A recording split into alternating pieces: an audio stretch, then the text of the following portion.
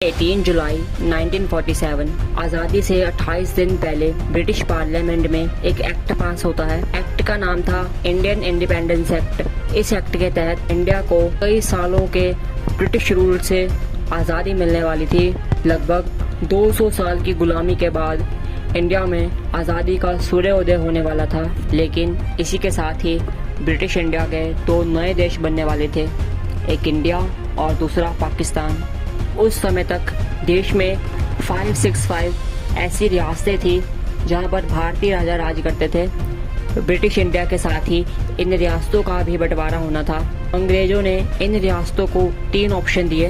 पहला, इंडिया को ज्वाइन कर लो, दूसरा, पाकिस्तान को ज्वाइन कर लो, या तीसरा, अगर आपकी आज़ाद रहने की इच्छा है तो आप अपना एक आज़ाद देश बना लो। जूनागढ़ भी एक ऐसी ही रियासत थी। अगर हम मैप में देखें तो जूनागढ़ गुजरात के साउथ रीजन में आता है। आज़ादी के वक्त तक यह सारा एरिया जूनागढ़ था।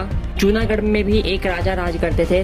राजा का नाम था मोहम्मद महाबत खिलजी, जो कि एक मुस्लिम थे, और जूनागढ़ की ज़्यादातर आबादी, लगभग 80% आबादी हिंदू थी। जूनागढ़ के राजा के पास भी 3 ऑप्शन थे, इंडिया, पाकिस्तान या फिर इंडिपेंडेंस। 15 अगस्त 1947 जब पूरे देश में आज़ादी का जश्न मनाया जा रहा था, उस वक्त जूनागढ़ के राजा ने डिक्लेयर किया कि जूनागढ़ पाकिस्तान में मिलेगा। लेकिन इसमें एक प्रॉब्लम थी, जूनागढ़ की पाकिस्तान के साथ कोई लैंड बॉर्डर शेयर नहीं होती थी, तो कैसे जूनागढ़ पाकिस्तान का हिस्सा बन सकता था। तो इस पर राजा ने कहा, सी रूट है ना, हम पाकिस्तान के साथ सी रूट के जरिए कनेक्टिविटी बना लेंगे। 16 सितंबर 1947 आज़ादी के 1 महीने बाद फाइनली जूनागढ़ पाकिस्तान में मिल गया।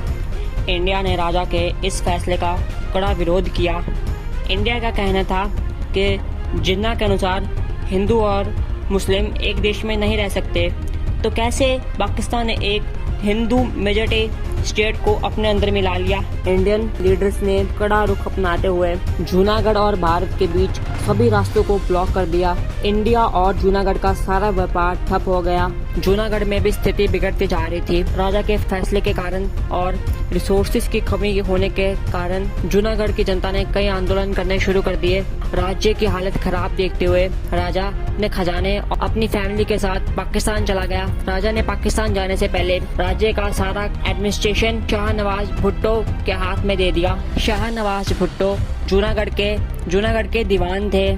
उस समय तक जूनागढ़ में कई जगहों पर जनता विद्रोह कर रही थी और हिंदू मुस्लिम के दंगे भी आम हो गए थे। शाहनवाज भुट्टो को उम्मीद थी कि पाकिस्तान हेल्प भेजेगा, लेकिन ऐसा हुआ नहीं। इसलिए राज्य की स्थिति देखते हुए शाहनवाज भुट्टो ने इंडिया को इनवाइट किया कि आप आइए और जूनागढ़ को संभालिए। इस तरह इंडिया ने जूनागढ़ का एडमिनिस्ट्रेशन संभाला।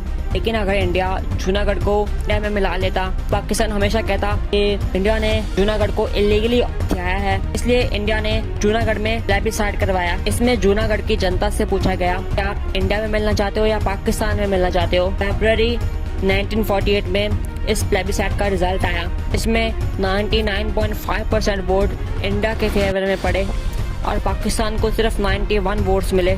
इसी के साथ जूनागढ़ इंडिया का एक हिस्सा बन गया। आज जूनागढ़ गुजरात का एक जिला है। और ये है वीडियो का एंड। मुझे उम्मीद है कि आपको वीडियो अच्छी लगी होगी। तब तक के लिए जय हिंद, जय भारत।